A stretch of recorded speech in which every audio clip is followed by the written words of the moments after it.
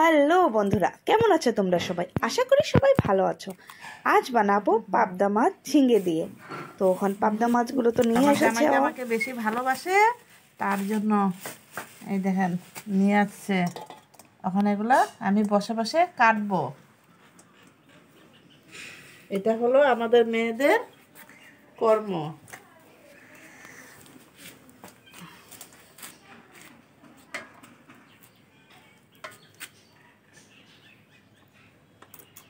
বেশি ভালোবাসে তাই। তো মাছগুলো কাটা পরিষ্কার করা হয়ে গেছে, ধুয়েও নিয়েছি। এখন দিয়ে দিচ্ছি ঝিঙে। তারপর একটা পর একটা দেখাতে যাবো কি কি দিচ্ছি। তো ঝিঙে কেটে রেখে দিয়েছিলাম, এটা দিয়ে দিলাম। এখন দিচ্ছি টমেটো। টমেটো দিয়ে ঝিঙে দিয়ে খুব টেস্টি হয় খেতে, তোমরাও বানিয়ে দেখতে পারো। খুব খুব খুব টেস্টি, আমার তো ভীষণ খুব ভালো লাগে। তারপর দিয়েছি হলুদ গুঁড়ো, একটু কালারের জন্য চিলি পাউডার, দিয়ে দিচ্ছি স্বাদ মতো নুন। এখন কাঁচা সরষের তেল। এখন দিব কেটে রাখা ধনেপাতা।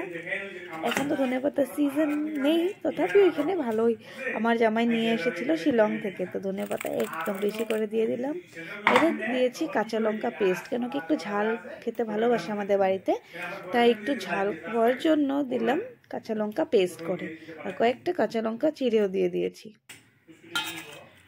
এখন সুন্দর করে মিক্সড করে নিব। তো এইভাবে হালকা হাত দিয়ে মিক্স করবে, নাহলে মাছগুলো তো কাঁচা ভেঙে যেতে পারে। তো সুন্দর করে হালকা হাতে মিক্স করে নেব। দেখো নিচের থেকে এইভাবে উঠিয়ে উঠিয়ে এরকম জাস্ট একটু সুন্দর করে মিক্স করে নিলে এটা মানে ভালো থাকে। নাহলে একটু যদি স্পিডে করতে চাও কি হবে, হালকা হাতে না করে তো ভেঙে যাবে মাছগুলো। তো কড়াইয়ে দেওয়ার সাথে সাথে খুলে খুলে এসে যাবে। এখন ভালো করে মাখা হয়ে গেছে, আমি একটু সময়ের জন্য এটাকে রেখে দেবো। প্রায় যতটা রাখো 10 মিনিট 15 মিনিট, ততটাই মানে মশলাটা মাছের ভিতরে ঢুকবে। কেন এটা তো কাঁচা বানাচ্ছি, ফ্রাই করবো না মাছটা, তো ততই টেস্ট হবে। এখন তেল হয়ে গেছে গরম, কড়াই হয়ে গেছে গরম, দিয়ে দিচ্ছি সর্ষের তেল। সর্ষের তেলটাও গরম হয়ে গেছে, এখন ফোড়নটা দিব কালো জিরা, তারপর দিয়ে দিচ্ছি মাছটা। হালকা হাতে একটু জাস্ট নাড়াচাড়া করবো। জল ছেড়ে দিয়েছে, দেখতে পাচ্ছ এটা ঝিঙ্গের জন্য জল সল্ট দেওয়া হয়েছে, তো নুনের জন্য ঝিঙ্গার সাথে মিক্সড হয়ে একটু জলটা ছেড়ে দিয়েছে। আর টমেটোও আছে, জল তো ছাড়বেই। তারপর আমরা সুন্দর করে এটাকে একটু কভার করে একটু সময়ের জন্য রেখে দেব।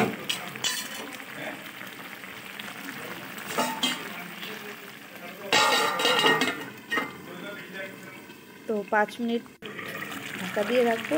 এখন দেখো সুন্দর করে তরকারিটা একদম ফুটে উঠে উঠেছে। তো ওর পাপা বলছিল কি একদম ড্রাই ড্রাই খাবে, তাই একটু জল বেরোয়েছে, আমি জলটা শুকানোর অপেক্ষা করবো। তো স্টিমটা একদম কম করে দিয়ে জলটা শুকানোর অপেক্ষা করবো।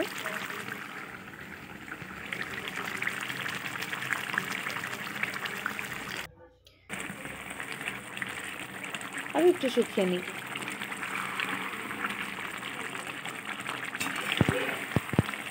কালারটা দেখতে পাচ্ছি, দেখতে সুন্দর হয়েছে দেখতে, কম্বিনেশনটা খুব ভালো লাগছে, তাই না? সুন্দর সাইড দিয়ে হালকা হাতে নাড়াচাড়া করবে, মাছগুলো ভেঙে যেতে পারে না। দেখো মাছগুলো গোটা গোটা থাকে একদম।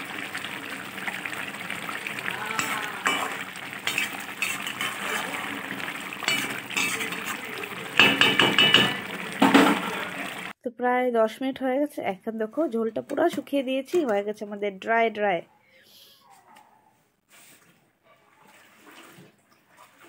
খুব টেস্টি লাগছে গরম গরম ভাতের সাথে পাবদা মাছ। তোমরাও নিশ্চয়ই ট্রাই করবে আর বানিয়ে বলবে কেমন হয়েছে খেতে। ততক্ষণের জন্য বাই বাই।